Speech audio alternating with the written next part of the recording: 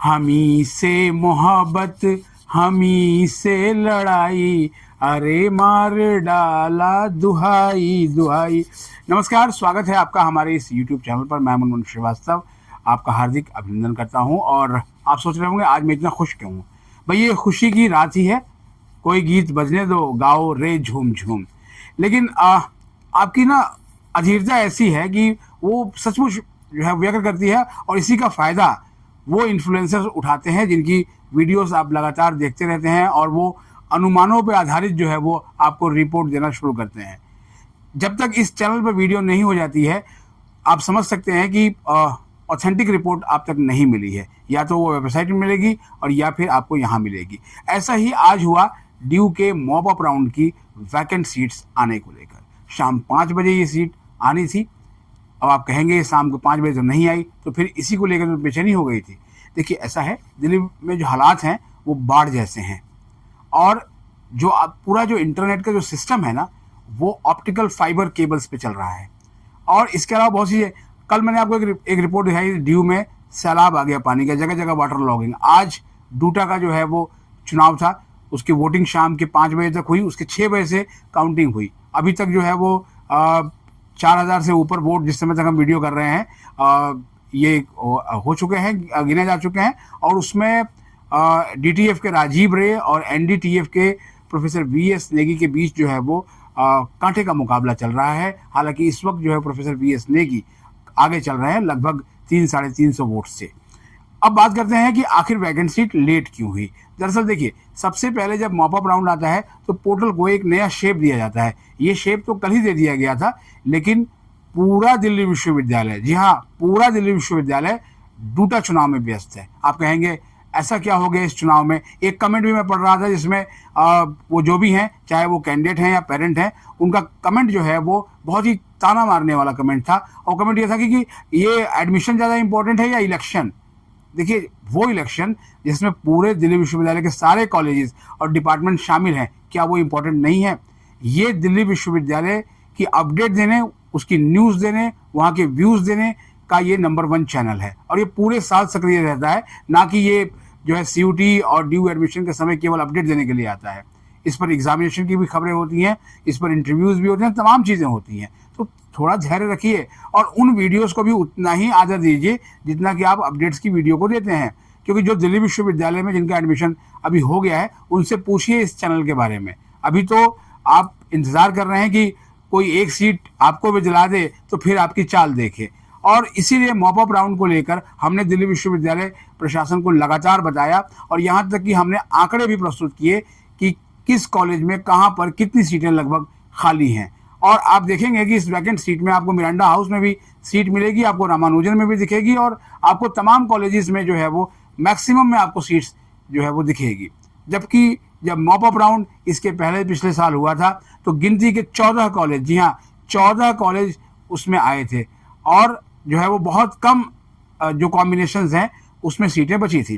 तो जब ये सारा मैं वीडियोस देखता हुआ आ रहा था जो आप लोग मुझे भेज रहे थे और कमेंट्स भेज रहे थे, तो उसमें मैंने ये पाया कि एक अनुमान के हिसाब से कभी ग्लिच की बात हो रही है, कभी कोई बात हो रही है। ऐसी कोई ग्लिच पोर्टल पे नहीं थी, सिर्फ जो है वो अपडेशन का मामला था जो कि इंटरनेट से सीधे सीधे जुड़ा हुआ था। हमने इस बारे में जो है वो ड्यू की डीन एडमिशन प्रोफेसर हनीत गांधी को भी संज्ञान में इस मामले को लाया, और उन्होंने कहा कि नहीं, जो है वो मनमोहन जी, कोई भी ग्लिच नहीं है पोर्टल पे। पोर्टल इज़ वर्किंग स्मूथली और सभी बच्चे अपने जो है वो चॉइसेस भर पाएंगे। मॉप अप राउंड में थोड़ा सा डिफरेंट है, आपके जो कॉमन CSS में जिसमें आप अभी तक जो है चल रहे थे, ये बात उनकी करूँगा जो अभी ऑलरेडी CSS सिस्टम में है और उनको जो है वो अब मॉप अप राउंड में भाग लेना है।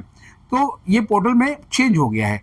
अब पोर्टल में जैसे ही आप मॉप अप राउंड करेंगे, आपको आपके 12th के मार्क्स वगैरह ये सब भरने पड़ेंगे।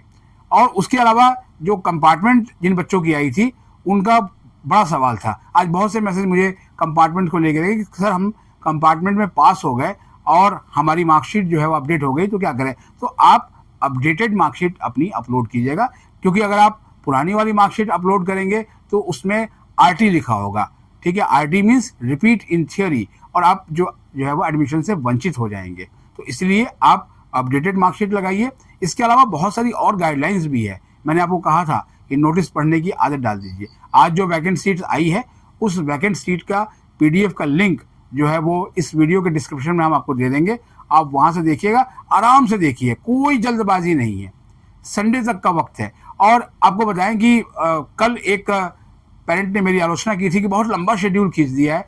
देखिए ऐसा है, बहुत सारे कॉलेजेस को एक छतरी के नीचे लाने के लिए ये लंबा शेड्यूल ज़रूरी था। मॉपअप के मामले में पीछे देरी ज़रूर हुई है, इसकी वो आलोचना हमने भी की है और हमने भी कहा कि भाई बहुत लंबा शेड्यूल आप लेकर आ गए। लेकिन मॉपअप में क्या है कि अब लगातार छुट्टी है, कल भी छुट्टी है और शनिवार को भी आमतौर पर जो है वो प्रशासनिक कामकाज कम ही होता है और संडे, और इसी बीच में आपको अपना ये सारा प्रोसेस कर लेना था। और जिस दिन मंडे को जैसे ही कॉलेज खुलेंगे आपका शाम से जो है वो शॉर्टलिस्ट करने का प्रोसेस शुरू कर देंगे उन कॉलेजेस के प्रिंसिपल जो इस मॉपअप राउंड में हैं। सुबह आपके लिए एक और स्पेशल वीडियो जो है कोशिश करेंगे हम लेकर आएंगे। इतनी रात गए, आपको ये वीडियो लाने का मकसद यही था कि इधर उधर की बातों पर कान मत दीजिए, ठीक है। कान का कच्चा होना ठीक नहीं होता। ये आप एक ऐसे अब मैच्योर लाइफ की तरफ बढ़ रहे हैं जो कॉलेज की लाइफ है। स्कूल की दुनिया की तरह स्पून फीडिंग लाइफ नहीं है। आपको बहुत ही अपने आँख नाक कान खोल के रखने हैं। मैं एक जो है वो अपडेट्स का अड्डा चलाने वाले एक चैनल का मैं देख रहा था वीडियो, उसमें कहा गया कि जो मॉपअप राउंड का नोटिस है वो रात को 10 बजे आया।